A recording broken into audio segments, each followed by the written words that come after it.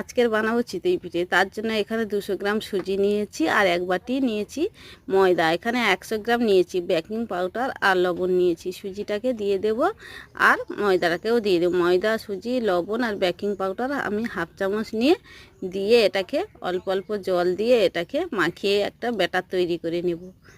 এই যে দেখুন ব্যাটারটা তৈরি করে নিচ্ছি। এই যে দেখুন এইভাবে তৈরি করে নিয়েছি। এবার একটা ঢাকনা চাপিয়ে 20 মিনিট রেস্টে রেখে দিয়েছিলাম। তারপরে মিক্সিতে পেস্ট করে নিয়েছি আর দিয়ে দিলাম হাফ চামচ বেকিং সোডা।